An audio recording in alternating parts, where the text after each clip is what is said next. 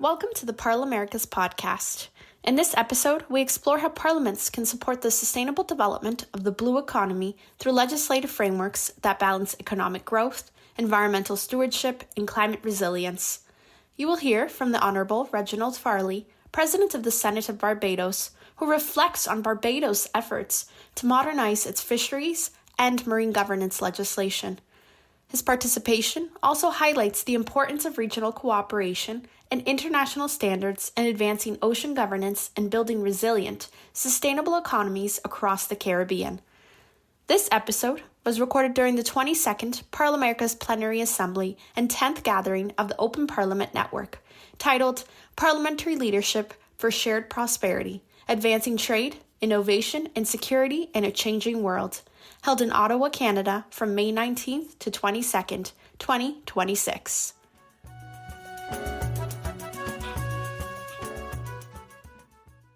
This matter of sustainability and reference made to legislation that we recently passed to promote economic growth, but also this sustainability I'm happy to comment on.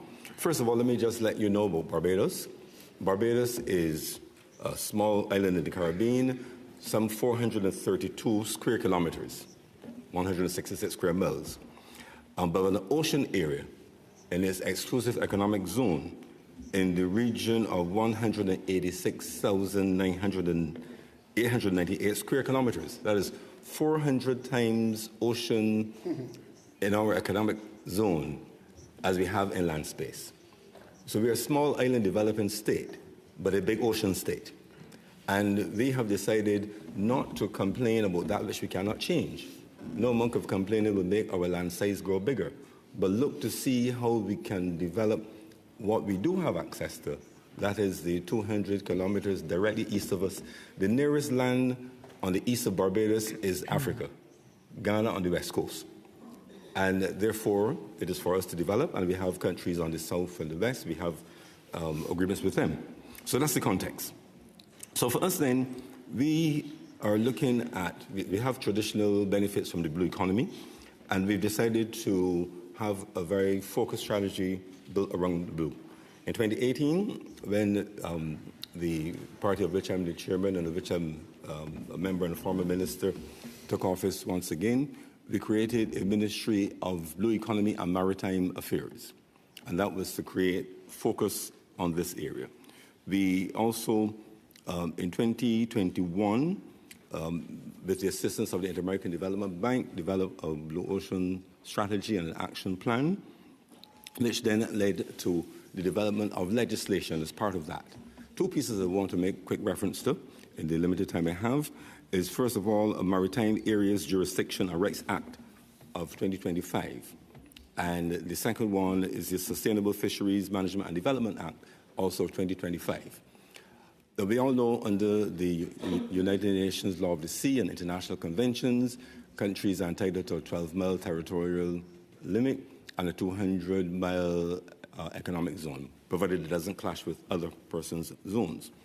But this modern legislation incorporated those international conventions as well as set out a framework to confirm our economic rights and interests in the economic zone, as well as inform a sustainable strategy.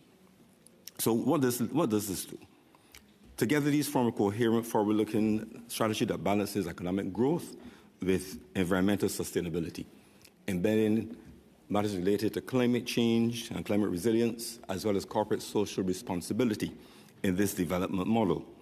So the Marine Areas Jurisdiction Bill that I mentioned establishes our sovereign rights. It also, like I said, embeds the United Nations Law of the Sea. It creates legal certainty concerning where we're able to develop. We do not know where technology would take us. We know more about our planet than we did before, some good, some bad. But the reality is this. If in the future we want to develop some of that 200 miles east of us, then we need to ensure that whether we do it ourselves or jointly, everyone is clear on our legal rights and entitlements, and that has been taken care of. We also want to make sure that whilst we are not able to exploit it at this time, there are other countries that exploit it, and we need to assert our rights to manage our space and to have our people benefit from any exploitation of it. The other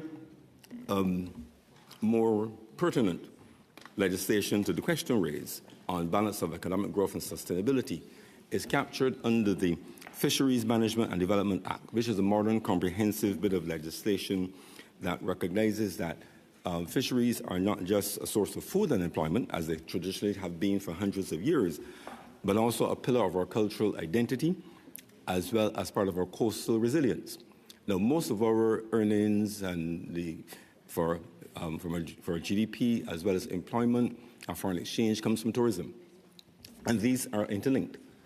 Healthy seas, healthy oceans, healthy coral reefs make for good beaches, which make for good places to place hotels, which make for happy tourists. And it's a cycle. Exploitation or making economic gain in current periods should not jeopardize the ability and the sustainability of those resources into the future. So the legislation that the Parliament passed really attempted to strike that balance, creating economic certainty for investors, but ensuring that our traditional peoples were not disadvantaged, that our entrepreneurs were able to have a leg up and maintain our agriculture, maintain our mariculture. So the legislation promotes aquaculture and mariculture, allowing us to diversify our fisheries from just open ocean fishing to some elements of cultivation. It also, very importantly, as we are in a rule-based international system of trade, sought to bring into the law elements relating to meeting international food safety standards. The European Union, for example, has very strict standards concerning fish handling, as does Canada and the United States. And if we want to be able to continue to export or to expand our exports of fish and fish products, then we need to meet those international standards. So part of it has not only been passing legislation, but assisting our traditional fisher folk to meet those standards, from where you catch the fish to where it is landed, what happens to it in a proven chain of traceability, so that anyone here in this building eating fish from Barbados can be comfortable in knowing that it has been safely handled and that all of the environmental and health standards have been met. So that it's important as well, because we do have trawlers from around the world, we don't call countries, but trawlers using drag nets and drift nets and catching everything in its path and in our oceans. There are legal controls which we can now exercise on those previously uncontrolled exploitation of our resources. So essentially, that's one aspect of it. The other key aspect I will mention is that climate resilience is a legal obligation. For us, climate change and climate resilience are not things to talk about in a conference only. It is a lived reality. They've been fortunate not to have been negatively affected by a hurricane for a while, but it is what we live with. The warming of the oceans affect the very fish that we catch, affects the reefs, and these are realities. So the legislation sets out climate change, mitigation, adaptation, and disaster risk management responsibilities of the state, as well as those who, of the fisher folk, ship owners, including commercial ships that transit our oceans, cruise ships, and the like. Corporate social responsibility is linked to that, and the legislation sets out the responsibility of all who navigate and use our space, especially those who fish.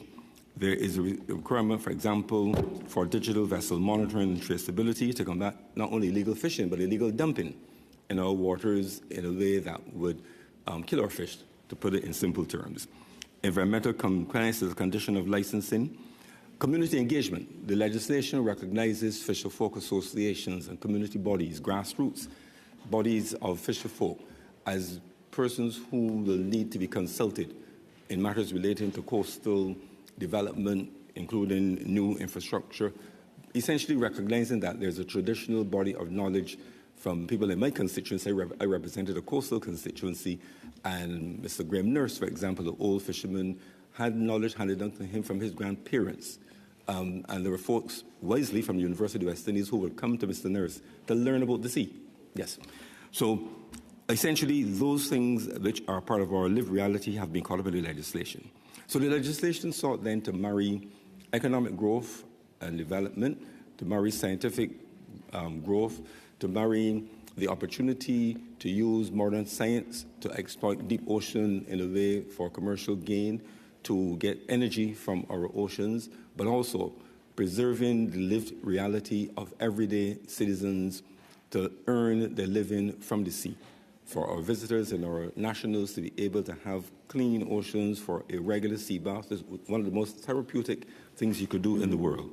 So this is how we as parliamentarians in Barbados have brought international trade, sustainability, economic growth all into one package in this legislation to modernize a sector that has been with us for a very long time.